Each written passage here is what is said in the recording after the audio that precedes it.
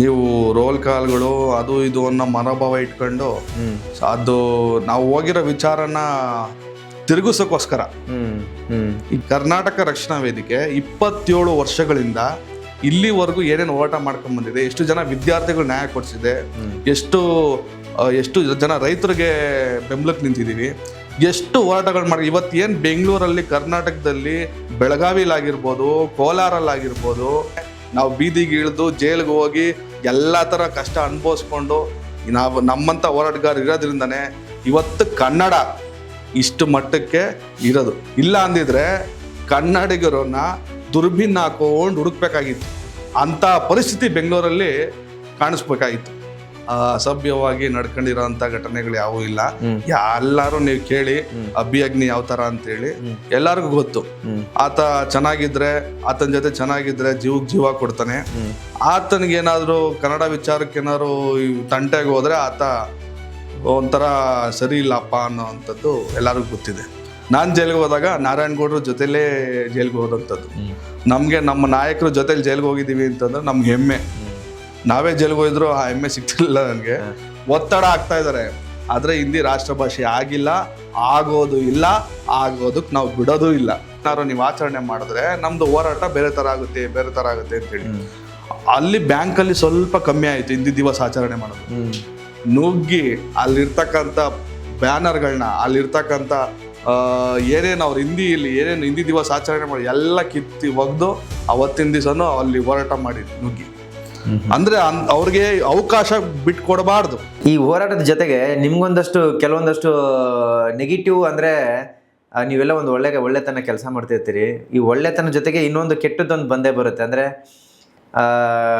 ಈ ಕನ್ನಡವನ್ನು ಇಟ್ಕೊಂಡು ಇವರು ಸುಮ್ಮನೆ ಏನೋ ರೋಲ್ ಕಾಲ್ ಮಾಡ್ತಾರೆ, ಇವರು ಹಂಗೆ ಮಾಡ್ತಾರೆ, ಹಿಂಗೆ ಮಾಡ್ತಾರೆ, ರೌಡಿಸಮ್ ಮಾಡ್ತಾರೆ ಅಂತೇಳಿ ಈ ಥರದ್ದೆಲ್ಲ ಸಾಮಾನ್ಯವಾಗಿ ಮಾತುಗಳು ಬರುತ್ತೆ. ನಿಮ್ಮ ಕಿವಿಗೆ ಬಿದ್ದಿದ್ದಿದೆಯಾ ಆ ಥರದ್ದೆಲ್ಲ? ಇದೆ. ನಾವೇನಾದರೂ ಒಂದು ಹೋರಾಟದಲ್ಲಿ ಯಾವ್ದಾರ ಒಂದು ವಿಚಾರದಲ್ಲಿ ಹೋಗಿ ಮಾತಾಡಕ್ ಹೋದ್ರೆ ಕೆಲವು ಜನ ಅಧಿಕ ಪ್ರಸಂಗಿಗಳು ಇರ್ತಾರೆ. ನೀವು ರೋಲ್ ಕಾಲ್ಗಳು ಅದು ಇದು ಅನ್ನೋ ಮನೋಭಾವ ಇಟ್ಕೊಂಡು ಅದು ನಾವು ಹೋಗಿರೋ ವಿಚಾರನ ತಿರುಗಿಸೋಕ್ಕೋಸ್ಕರ ನಾವು ಇವ್ರಿಗೇನಂದ್ರೆ ಯಾರೋ ಒಬ್ಬ ಅವಿವೇಕಿ, ಯಾರೋ ಒಬ್ಬ ಕನ್ನಡದ ಶಾಲೆ ಹಾಕೊಂಡು ಏನೋ ಕೆಟ್ಟ ಕೆಲಸ ಮಾಡಿದೆ ಅಂದ್ರೆ ಅದು ಕಪ್ಪು ಚುಕ್ಕಿಯಾಗಿ ಉಡ್ಕೊಳ್ಳುತ್ತೆ. ಹೌದು. ನೀವು ಅರ್ಥ ಮಾಡ್ಕೊಬೇಕಾದ್ರೆ ಹೆಂಗೆ ಗೊತ್ತಾ, ಕರ್ನಾಟಕ ರಕ್ಷಣಾ ವೇದಿಕೆ 27 ವರ್ಷಗಳಿಂದ ಇಲ್ಲಿವರೆಗೂ ಏನೇನು ಹೋರಾಟ ಮಾಡ್ಕೊಂಡ್ ಬಂದಿದೆ, ಎಷ್ಟು ಜನ ವಿದ್ಯಾರ್ಥಿಗಳು ನ್ಯಾಯ ಕೊಡಿಸಿದೆ, ಎಷ್ಟು ಜನ ರೈತರಿಗೆ ಬೆಂಬಲಕ್ಕೆ ನಿಂತಿದ್ದೀವಿ, ಎಷ್ಟು ಹೋರಾಟಗಳು ಮಾಡಿ ಇವತ್ತು ಏನು ಬೆಂಗಳೂರಲ್ಲಿ ಕರ್ನಾಟಕದಲ್ಲಿ ಬೆಳಗಾವಿಲಾಗಿರ್ಬೋದು, ಕೋಲಾರಲ್ಲಾಗಿರ್ಬೋದು ಈ ಥರ ಒಂದು ಗಡಿ ಭಾಗದಲ್ಲಿ ಕನ್ನಡ ಬದುಕಿದೆ, ಉಳಿದಿದೆ, ಆ ಗಡಿಗಳು ಉಳಿದಿದೆ ಅಂದರೆ ಕರ್ನಾಟಕ ರಕ್ಷಣಾ ವೇದಿಕೆ ಹೋರಾಟಗಾರರು ಎಲ್ಲ ಕನ್ನಡ ಪರ ಹೋರಾಟಗಾರ ಕಾರಣ. ಯಾರೋ ಒಬ್ಬ ಅವಿವೇಕಿ ಮಾಡ್ದ ಅಂತೇಳಿ ಇದನ್ನ ಇಡೀ ಕನ್ನಡ ಪರ ಹೋರಾಟಗಾರರ ಮೇಲೆ ಬೆರಳು ಮಾಡಿ ತೋರ್ಸೋವಂಥದ್ದು ಇದೆಯಲ್ಲ, ಇದು ನಮ್ಗೆಲ್ಲೋ ಒಂದ್ ಕಡೆ ನಮಗೂ ಬೇಸರನೆ. ಬಟ್ ಆದ್ರೆ ನೀವು ನೋಡ್ಬೇಕಾಗಿರೋದು, ಎಲ್ಲರೂ ಅರ್ಥ ಮಾಡ್ಕೊಬೇಕಾಗಿರೋದು ಏನು ಗೊತ್ತಾ, ಹೋರಾಟಗಾರ ಇದ್ರೇನೆ, ಹೋರಾಟಗಾರರು ಹೋರಾಟ ಮಾಡಿದ್ರೇನೆ ನಾವು ಬೀದಿಗೆ ಇಳಿದು ಜೈಲಿಗೆ ಹೋಗಿ ಎಲ್ಲ ಥರ ಕಷ್ಟ ಅನುಭವಿಸ್ಕೊಂಡು ನಾವು ನಮ್ಮಂಥ ಹೋರಾಟಗಾರರು ಇರೋದ್ರಿಂದನೇ ಇವತ್ತು ಕನ್ನಡ ಇಷ್ಟು ಮಟ್ಟಕ್ಕೆ ಇರೋದು. ಇಲ್ಲ ಅಂದಿದ್ರೆ ಕನ್ನಡಿಗರನ್ನ ದುರ್ಬಿನ್ ಹಾಕೊಂಡು ಹುಡುಕ್ಬೇಕಾಗಿತ್ತು. ಅಂಥ ಪರಿಸ್ಥಿತಿ ಬೆಂಗಳೂರಲ್ಲಿ ಕಾಣಿಸ್ಬೇಕಾಗಿತ್ತು. ಸರ್, ಈಗ ನಿಜವಾಗ್ಲೂ ಅಭಿಯವರು ಅಬ್ಬಿಗೆರೆಯಲ್ಲಿ ಯಾವುದೇ ರೀತಿಯ ರೋಲ್ ಕಾಲ್ ಮಾಡಲ್ವಾ? ಅಂಗಡಿಗಳಿಗೆ ಹೋಗಿ ವಸೂಲಿ ಮಾಡೋಂಥದ್ದಾಗಲಿ, ಯಾವುದೋ ಒಂದು ಇದಕ್ಕೆ ಹೋಗ್ಬಿಟ್ಟು ಏನೋ ನುಗ್ಗಿ ಇದು ಮಾಡೋಂಥದ್ದಾಗಲಿ ಆ ಥರದ್ದೆಲ್ಲ ನಿಜವಾಗ್ಲೂ ಇಲ್ವಾ? ನುಗ್ಗಿ ಹೋರಾಟ ಮಾಡಿರೋ ವಿಚಾರಗಳು ಯಾರು ಬೇಕಾದ್ರೆ ಹೇಳ್ತಾರೆ.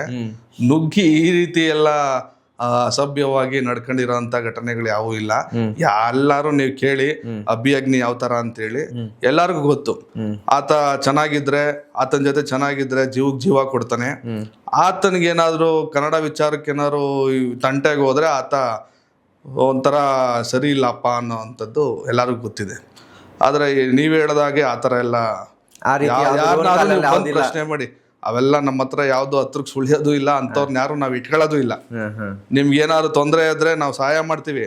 ಕನ್ನಡಕ್ಕೆ ತೊಂದರೆ ಆದ್ರೆ ನಾವು ಅವಾಗ ಹೇಳಿದ್ರಲ್ಲ ನುಗ್ಗಿ ಪಗ್ಗಿ ಅವೆಲ್ಲ ಕನ್ನಡಕ್ಕೆ ವಿರೋಧ ಕೆಲಸ ಇದ್ರೆ ನುಗ್ತೀವಿ ಅಷ್ಟೇ. ಆ ಥರ ನೀವು ಎಲ್ಲರೂ ಕೇಳಿ ಅಗ್ನಿ ಯಾವ ಥರ ಅಂತೇಳಿ ಯಾರಲ್ಲೂ ನಿಮಗೆ ಒಂದು ಪಾದ ಕೆಟ್ಟದ್ದು ಬರಲ್ಲ. ಹಾಗಾದ್ರೆ ನಿಜವಾಗ್ಲೂ ಅಭಿಯವ್ರ ರೌಡಿ ಅಲ್ಲ ಹಾಗಾದ್ರೆ? ಇಲ್ಲ, ಖಂಡಿತ ನಾನು ರೌಡಿ ಎಲ್ಲ ನೋಡಕ್ ಹಾಗೆ ಇದೀರಾ, ಮೀಸೆ ಗೀಸೆ ಎಲ್ಲ ಬಿಟ್ಕೊಂಡು ಕುಂಕುಮ ಇಟ್ಕೊಂಡು. ಎಲ್ಲರಿಗೂ ಆತರ ಅನ್ಸುತ್ತೆ. ಹಾ. ಬನ್ನಿ ನನ್ನ ಹತ್ರದಿಂದ ದೇವರ ಬನ್ನಿ, ನಮ್ಮ ಕಚೇರಿಗೆ ಬನ್ನಿ, ಅಬ್ಬಿಗೆರೆ ಕರಾವೆ ಕಚೇರಿಗೆ ಬನ್ನಿ, 2 ನಿಮಿಷ ನನ್ನ ಜೊತೆ ಕುತ್ಕೊಂಡು ಮಾತಾಡಿ.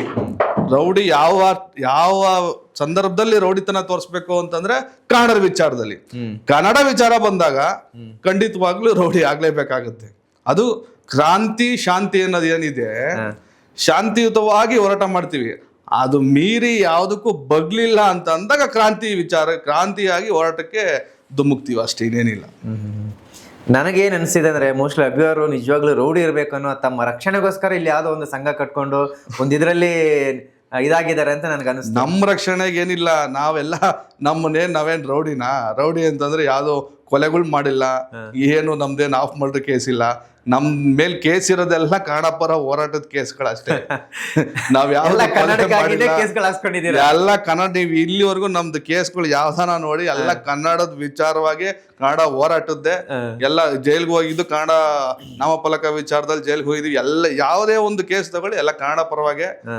ಆದ್ರೆ ಈ ಗೂಂಡಾಗಿರಿ ಮಾಡ್ಕೊಂಡು ಈ ಪೊರ್ಕಿಗಳ ತರ ಈಗ ಅದು ಇದು ವಸೂಲಿ ಮಾಡ್ಕೊಂಡು ಅವೆಲ್ಲ ಇಲ್ಲ. ನಮಗ್ ಕನ್ನಡ, ನಮಗ್ ನಾರಾಯಣಗೌಡ್ರು ಏನು ಆದೇಶ ಕೊಡ್ತಾರೋ ಆದೇಶದ ಮೇರೆಗೆ ನಾವು ಅಷ್ಟೇ ಸ್ವಾಮಿ. ನಾವೇ ಯಾವ್ದು ಹೋರಾಟ ಕೈ ಹಾಕಕ್ ಹೋಗಲ್ಲ. ನಾರಾಯಣಗೌಡ್ರು ಗಮನಕ್ಕೆ ತರ್ತೀವಿ, ಈ ತರ ಇದೆ, ಈ ಹೋರಾಟನ ಕೈಗೆತ್ಕೊಂಬೋದಣ್ಣ, ಈ ತರ ಮಾಡ್ತಾ ಇದೀನಿ ಅಂದಾಗ ಅವ್ರಿಗೆ ಸೂಕ್ಷ್ಮವಾಗಿ ಗಮನಿಸಿ ಮಾಡ್ಬೇಕು ಬೇಡವ ಅಂತ ಅವ್ರು ಹೇಳಿದ್ಮೇಲೆ ತಿಳ್ಕೊಂಡು ಅವ್ರ ಆಜ್ಞೆ ಕೊಟ್ಟ ಮೇಲೆ ನಾವು ಮಾರಕ್ಕಾಗುತ್ತೆ. ನಾವು ಸುಮ್ನೆ ಎಲ್ಲಾ ಕಡೆ ಹೋಗಿ ಮಾಡೋ ಅಂತದ್ದು ಭಾರಿ ಸ್ಟ್ರಿಕ್ಟು ನಾರಾಯಣಗೌಡರು. ಶಿಸ್ತಿಗೆ ಇನ್ನೊಂದು ಹೆಸರು ಅಂತ ಅಂದ್ರೆ ರಕ್ಷಣಾ ವೇದಿಕೆ ಅಂತ ಎಲ್ಲಾರು ಹೇಳ್ತಾರೆ. ಪ್ರತಿಯೊಬ್ರು ಇಡೀ ಕರ್ನಾಟಕ ಜನಗಳಿಗೆ ಗೊತ್ತು. ಶಿಸ್ತು ಅಂತಂದ್ರೆ, ಹೋರಾಟ ಅಂತಂದ್ರೆ, ಒಳ್ಳೆ ಹೋರಾಟಕ್ಕೆ ಜಯ ಸಿಗೋದು ಅಂತಂದ್ರೆ ಕರವೇ ನಾರಾಯಣಗೌಡರು ಮಾಡ್ತಕ್ಕಂಥ ಹೋರಾಟ ಅಷ್ಟು ಬದ್ಧವಾಗಿರುತ್ತೆ ಅಂತೇಳಿ. ನಾವು ಸುಮ್ನೆ ಎಲ್ಲ ಹೋರಾಟಕ್ಕೂ ಕೈ ಹಾಕಲ್ಲ. ನಾರಾಯಣಗೌಡರು ಆದೇಶ ಕೊಟ್ರೇನೆ ನಾವು ಆ ಹೋರಾಟಕ್ಕೆ ಕೈ ಹಾಕೋದು. ಈ ಕನ್ನಡದ ವಿಚಾರವಾಗಿ ಕೇಸ್ ಹಾಕೊಂಡು ಹೊರಗಡೆ ಹೋಗ್ತಿರಲ್ಲ ಸರ್, ಅಂದ್ರೆ ಜೈಲ್ಗೆ, ಅಲ್ಲಿ ಕೆಲವೊಂದಷ್ಟು ಕೈದಿಗಳೇನಾದ್ರು ನಿಮ್ಮನ್ನ ಮಾತಾಡ್ಸಿದ್ದುಂಟಾ? ಏನಕ್ಕೆ ಬಂದಿದ್ರಿ ನೀವು, ಯಾವ ವಿಚಾರವಾಗಿ ಬಂದಿದ್ರಿ ಅಂತ? ನಮ್ಗೆ ಜೈಲಿಗೆ ಹೋದಾಗ ಅಂತಂದ್ರೆ ನಂಗೆ ಭಾಗ್ಯ, ನಾನ್ ಜೈಲ್ಗೆ ಹೋದಾಗ ನಾರಾಯಣಗೌಡ್ರ ಜೊತೆಲೇ ಜೈಲ್ಗೆ ಹೋದಂಥದ್ದು. ನಮ್ಗೆ ನಮ್ಮ ನಾಯಕರು ಜೊತೆಲಿ ಜೈಲ್ಗೆ ಹೋಗಿದೀವಿ ಅಂತಂದ್ರೆ ನಮ್ಗೆ ಹೆಮ್ಮೆ. ನಾವೇ ಜೈಲ್ಗೆ ಹೋಗಿದ್ರು ಆ ಹೆಮ್ಮೆ ಸಿಗ್ತಿರ್ಲಿಲ್ಲ ನನಗೆ. ಅದು ನಾಮಫಲಕ ವಿಚಾರದಲ್ಲಿ ಹೋಗಿದ್ವಿ ಜೈಲಿಗೆ. ಸುಮಾರು 29 ಜನ ಹೋಗಿದ್ವಿ, ಅದರಲ್ಲಿ ನಾನು ಒಬ್ಬ. ಅಣ್ಣವ್ರ ಜೊತೆ ಜೈಲ್ಗೆ ಹೋದಂಥ ಸಂದರ್ಭದಲ್ಲಿ ನಮ್ಗೇನಂದ್ರೆ ಒಳಗಡೆ ಹೋದಾಗ ನಮ್ಮನ್ನ ರೌಡಿಗಳ ತರ ನೋಡಲ್ಲ, ನಮ್ಮನ್ನೊಂದು ವಿಶೇಷವಾದ ಹೋರಾಟಗಾರನ ತರನೇ ನೋಡ್ತಾರೆ. ಅಂದ್ರೆ ಅವರು ನಿಮ್ಮನ್ನ ಏನಕ್ಕೆ ಬಂದಿದ್ದೀರಿ ಅಂತ ಈ ತರ ಕೈದಿಗಳು ನಿಮ್ಮನ್ನ ಮಾತಾಡಿಸಿದ್ ಉಂಟಾ ಅಂತ? ಇಲ್ಲ, ನಾವು ಹೋದ್ರೆ ನಮ್ಮನ್ನ ಈಗ ಯಾರೋ ಫಿಲಮ್ ಆಕ್ಟರ್ ಬಂದಾಗ ನೋಡ್ತಾರೆ ಎಲ್ಲ ಕೈದಿಗಳು. ನಾವು ಶಾಲೆ ಹಾಕೊಂಡೇನೆ ಜೈಲ್ ಒಳಗಡೆ ಹೋಗುವಂಥದ್ದು. ಆಗ ನೋಡಿದಾಗ ನಮ್ಮನ್ನ ನೋಡೋದೇ ಹೊಸ ವ್ಯಕ್ತಿಗಳನ್ನ, ಏನೋ ಒಂಥರ ನಮ್ಮ. ಅಂದ್ರೆ ಜೈಲ್ಗೆ ಹೋಗ್ಬೇಕಾದ್ರೆ ನೀವು ಶಾಲೆ ಹಾಕೊಂಡೇನೆ ನಾವು ಜೈಲ್ ಒಳಗಡೆ ಹೋಗಿದ್ದು. ಎಂಟ್ರಿ ಅಲ್ಲಿ ಹೋರಾಟಗಾರರು ಅಂದ್ರೆ ಒಂದು ಬೆಲೆ ಇದೆ. ಒಂದು ವೇಳೆ ನಮ್ಮ ಕರ್ನಾಟಕದಲ್ಲಿ, ಅದರಲ್ಲೂ ವಿಶೇಷವಾಗಿ ಬೆಂಗಳೂರಲ್ಲಿ ಈ ಹೋರಾಟಗಾರರೇ ಇಲ್ಲದೆ ಇದ್ದಿದ್ರೆ, ಈ ಕನ್ನಡ ಪರ ಸಂಘಟನೆಗಳು ಇಲ್ಲದೆ ಇದ್ದಿದ್ರೆ ಕನ್ನಡ ಹೆಂಗಿರ್ತಿತ್ತು ಅಂತ? ಕನ್ನಡ ಎಲ್ಲೋ ಒಂದು ಮೂಲೆ ಗುಂಪಾಗಿ ಉಳಿದಿರೋದು. ಕನ್ನಡಕ್ಕೆ ಅಂತೇಳಿ ಒಂದು ಜಾಗನ್ನ ಇಟ್ಕೊಬೇಕಾಗಿತ್ತು. ವರ್ಷಕ್ಕೊಂದ್ಸತಿ ಕನ್ನಡದವ್ರು ಇಲ್ಲಿ ಇದಾರೆ, ಭಾಗದಲ್ಲಿ ಇದಾರೆ, ಕನ್ನಡಿಗರು ಸೇರೋದು ವಾರಕ್ಕೊಂದ್ಸತಿ ಈ ಜಾಗ, ಇಲ್ಲೆಲ್ಲೋ ಒಂದ್ ಕಡೆ ಆ ಜಾಗದಲ್ಲಿ ಮಾತ್ರ ಕನ್ನಡ ರಾಜ್ಯೋತ್ಸವ ಮಾಡ್ತಾರೆ. ಕನ್ನಡಿಗರನ್ನ ಹುಡ್ಕೊಂಡು ಹೋಗ್ಬೇಕು. ಈ ದುಬೈಗೆ ಹೋದಾಗ, ಇಲ್ಲಾಂದ್ರೆ ಅಕಸ್ಮಾತ್ ಬಾಂಬೆಗೆ ಹೋದಾಗ ಅಲ್ಲಿ ಒಂದು ಕನ್ನಡಿಗರ ಗುಂಪು ಅಂತ ಇರ್ತಿತ್ತಲ್ಲ, ಆ ರೀತಿ ಬೆಂಗಳೂರು ಪರಿಸ್ಥಿತಿ ಇರ್ತಿತ್ತು. ಹೋರಾಟಗಾರ ಯಾರು ಇಲ್ಲ ಅಂದಿದ್ರೆ ಬೆಂಗಳೂರಲ್ಲಿ ಬಾಂಬೆಲೋ ಅಲ್ಲೆಲ್ಲೋ ಒಂದ್ ಕಡೆ ಕನ್ನಡಿಗರನ್ನ ಹುಡ್ಕೊಂಡು ಹೋಗಿ ಇಲ್ಲೆಲ್ಲೋ ಕನ್ನಡಿಗರ ಗುಂಪೆಲ್ಲೋ ಇತ್ತಲ್ಲಪ್ಪ ಅಂತ ಹುಡುಕ್ತಿದ್ರಲ್ಲ, ಆ ಪರಿಸ್ಥಿತಿ ಬೆಂಗಳೂರಲ್ಲಿ ಆಗ್ತಿತ್ತು. ಸೊ ನೋಡಿ, ಒಂದ್ ವೇಳೆ ಅದಕ್ಕೆ ಈ ಪರಿಸ್ಥಿತಿ ಅಂದ್ರೆ ಕೆಲವೊಂದು ವಿಚಾರಗಳು ಹೆಂಗಾಗುತ್ತೆ ಸರ್. ಇವಾಗ ನಾವು ಸಾಕಷ್ಟು ನೋಡಿದೀವಿ, ಈ ವಲಸೆ ಬಂದಿರೋರು ಹೇಳ್ತಾರೆ ಕೆಲವರು, ನನ್ಗೆ ಹಿಂದಿ ಬರಲ್ಲಪ್ಪ, ನೀನ್ ಕನ್ನಡದಲ್ಲಿ ಮಾತಾಡಂದ್ರೆ, ನನ್ ಕನ್ನಡ ಯಾಕೆ ಮಾತಾಡ್ಬೇಕು, ನಾ ಹಿಂದಿ ರಾಷ್ಟ್ರೀಯ ಭಾಷೆ, ರಾಷ್ಟ್ರೀಯ ಭಾಷೆ, ನಾನು ಹಿಂದಿನೇ ಮಾತಾಡ್ತೀನಿ, ಹಿಂದಿ ಮಾತಾಡಂತ ದಬ್ಬಳಕೆ ಮಾಡ್ತಾರೆ. ಎಲ್ಲಿ ತೋರಿಸಿದಾರೆ ನಿಮ್ಗೆ, ಎಲ್ಲಿ ಹೇಳಿದ್ದಾರೆ ಹಿಂದಿ ರಾಷ್ಟ್ರ ಭಾಷೆ ಅಂತೇಳಿ? ಹಿಂದಿ ರಾಷ್ಟ್ರ ಭಾಷೆಯನ್ನ ಮಾಡಬೇಕು ಅಂತೇಳಿ ಒತ್ತಡ ಆಗ್ತಾ ಇದ್ದಾರೆ. ಆದ್ರೆ ಹಿಂದಿ ರಾಷ್ಟ್ರ ಭಾಷೆ ಆಗಿಲ್ಲ, ಆಗೋದು ಇಲ್ಲ, ಆಗೋದಕ್ಕೆ ನಾವು ಬಿಡೋದು ಇಲ್ಲ. ಕರ್ನಾಟಕ ರಕ್ಷಣಾ ವೇದಿಕೆ ಹಿಂದಿ ರಾಷ್ಟ್ರ ಭಾಷೆಗೆ ಮಾಡಬಾರ್ದು ಅಂತೇಳಿ ಫಸ್ಟು ಹೋರಾಟಕ್ಕೆ ಕರ್ನಾಟಕದಲ್ಲಿ ಇದು ಮಾಡಿದ್ದೆ ಕರ್ನಾಟಕ ರಕ್ಷಣಾ ವೇದಿಕೆ. ಅದು ಹಿಂದಿ ವಿಚಾರ ಅಂತ ಬಂದರೆ ಒಂದು ಬ್ಯಾಂಕ್ಗಳೆಲ್ಲ ಬ್ಯಾಂಕ್ ಪ್ರತಿಯೊಂದು ಬ್ಯಾಂಕ್ಗಳಲ್ಲಿ ಕರ್ನಾಟಕದಲ್ಲಿ ಹಿಂದಿ ದಿವಸ್ ಅಂತೇಳಿ ಆಚರಣೆ ಮಾಡೋರು. ಪ್ರತಿ ಸರಿ ಹೋಗಿ ನಾವು ಮನವಿ ಪತ್ರ ಕೊಡ್ತಿದ್ವಿ, ಹಿಂದಿ ದಿವಸ ಏನಾದ್ರು ನೀವು ಆಚರಣೆ ಮಾಡಿದ್ರೆ ನಮ್ದು ಹೋರಾಟ ಬೇರೆ ತರ ಆಗುತ್ತೆ ಅಂತೇಳಿ. ಅಲ್ಲಿ ಬ್ಯಾಂಕಲ್ಲಿ ಸ್ವಲ್ಪ ಕಮ್ಮಿ ಆಯ್ತು ಹಿಂದಿ ದಿವಸ ಆಚರಣೆ ಮಾಡೋದು. ಈ ನಾವೇನ್ ಮಾಡ್ತಿದ್ವಿ, ಆ ಹಿಂದಿ ದಿವಸ ದಿನ ಫ್ರೀಡಮ್ ಪಾರ್ಕ್ ಅಲ್ಲಿ ಅಂದ್ರೆ ಸ್ವಾತಂತ್ರ್ಯ ಉದ್ಯಾನವನದಲ್ಲಿ ಹೋರಾಟವನ್ನ ಇಟ್ಕೊಂತಿದ್ವಿ. ಇವರೆಲ್ಲ ಏನ್ ಮಾಡ್ತಿದ್ರ ಅಂದ್ರೆ ಹಿಂದಿ ವಾಲಗಳೆಲ್ಲ ಏನ್ ಮಾಡ್ತಾರೆ ಅಂದ್ರೆ ಎಲ್ಲೋ ಒಂದ್ ಕಡೆ ಒಂದು ಹೋಟ್ಲಲ್ಲಿ ಯಾರಿಗೂ ಗೊತ್ತಿಲ್ದಿರ ಹಿಂದಿ ದಿವಸ್ನ ಆಚರಣೆ ಮಾಡ್ಲೇಬೇಕು ಅಂತೇಳಿ ಒಂದ್ ಕಡೆ ಇಟ್ಕೊಂಡಿದ್ರು. ಆಗ್ಲೂ ಅಷ್ಟೇ ಆ ಹೋಟ್ಲು ಯಾವಾಗ ಫಿಕ್ಸ್ ಆಯ್ತೋ, ಇವರು ಫಿಕ್ಸ್ ಮಾಡಿರೋದು ಯಾವಾಗ, ಸಂಜೆ 5 ಗಂಟೆಗೆ ನಾಳೆ ಹಿಂದಿ ದಿವಸ ಆಚರಣೆ ಮಾಡಬೇಕು ಇಂಥ ಹೋಟೆಲಲ್ಲಿ ಅಂತೇಳಿ. ಆದ್ರೆ ಕರವೇಗೆ ಮಾಹಿತಿ ಅರ್ಧ ಗಂಟೆ 1 ಅವರಲ್ಲೇ ನಮಗ್ ಮಾಹಿತಿ ಸಿಕ್ಬಿಡುತ್ತೆ. ಸಿಕ್ಕಿದ ತಕ್ಷಣನೇ ನಾವು ಅವರು ಸಭೆ ಆರಂಭ ಮಾಡೋವರೆಗೂ ಕಾದಿದೀವಿ. ಸಭೆ ಆರಂಭ ಆಗ್ತಿದ್ದಂಗೆನೆ ನುಗ್ಗಿ ಅಲ್ಲಿರ್ತಕ್ಕಂಥ ಬ್ಯಾನರ್ಗಳನ್ನ, ಅಲ್ಲಿರ್ತಕ್ಕಂಥ ಏನೇನು ಅವ್ರು ಏನೇನು ಹಿಂದಿ ದಿವಸ ಆಚರಣೆ ಮಾಡಿ ಎಲ್ಲ ಕಿತ್ತಿ ಒಗ್ದು ಅವತ್ತಿನ ದಿವಸನೂ ಅಲ್ಲಿ ಹೋರಾಟ ಮಾಡಿದ್ವಿ ನುಗ್ಗಿ. ಅಂದ್ರೆ ಅವ್ರಿಗೆ ಅವಕಾಶ ಬಿಟ್ಕೊಡಬಾರ್ದು. ಹಿಂದಿ ದಿವಸ ಏನಕ್ಕೆ, ಹಿಂದಿ ದಿವಸನ ನೀವು ಅಲ್ಲಿ ಆಚರಣೆ ಮಾಡ್ಕೊಳ್ಳಿ, ಕರ್ನಾಟಕದಲ್ಲಿ ಏನಕ್ಕೆ, ಬೆಂಗಳೂರಲ್ಲಿ ಏನಕ್ಕೆ, ಕರ್ನಾಟಕದಲ್ಲಿ ಯಾಕೆ ಇಲ್ಲಿ ನಾವೇನ ಕೇಳಿದಿವ ಕನ್ನಡಿಗರು ಹಿಂದಿ ದಿವಸ ಮಾಡಿ ನಮ್ಗೆ ಹಿಂದಿ ಬೇಕು ಅಂತ ಯಾನ ಕೇಳಿದಿವ? ನಮ್ ಕನ್ನಡ ಸಾಕು, ಕನ್ನಡ ಸಾಕು ನಮ್ ಕನ್ನಡನೇ ದೇವರು, ಕನ್ನಡವೇ ಜಾತಿ, ಕನ್ನಡವೇ ಧರ್ಮ, ಕನ್ನಡವೇ ದೇವರು. ಒಂದ್ ವೇಳೆ ನಮ್ ಕನ್ನಡಿಗರು ಹೊರ ರಾಜ್ಯಕ್ಕೆ ಯಾವ್ದೇ ಒಂದು ರಾಜ್ಯಕ್ಕೆ ಹೋದ್ರೆ ಅಲ್ಲಿ ಅವ್ರ ಭಾಷೆನೇ ಮಾತಾಡ್ಬೇಕು, ನಾವು ಮಾತಾಡ್ಲೇಬೇಕು. ಇಲ್ಲಾಂದ್ರೆ ಅದು ಬೇರೆ ತರ ಏನಾಗುತ್ತೆ ಪರಿಸ್ಥಿತಿ.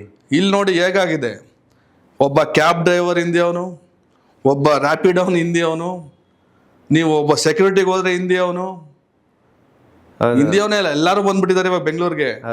ಕನ್ನಡಿಗರ ಕೆಲಸ ಎಲ್ಲಿ ಹೋಗ್ತಾ ಇದೆ, ಏನ್ ಕೆಲಸ ಮಾಡ್ತಾ ಇದ್ದಾರೆ ಕನ್ನಡಿಗರು, ಎಲ್ಲಿ ಅವ್ರಿಗೆ ಅವಕಾಶ ಎಲ್ಲಿ ಸಿಗ್ತಾ ಇದೆ ಕನ್ನಡಿಗರಿಗೆ?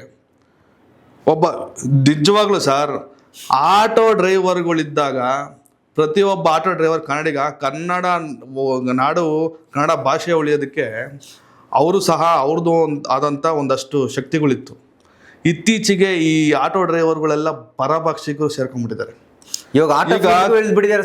ಆಟೋ ಫೀಲ್ಡ್ ಇಳಿದು ಬಿಟ್ಟಿದ್ದಾರೆ.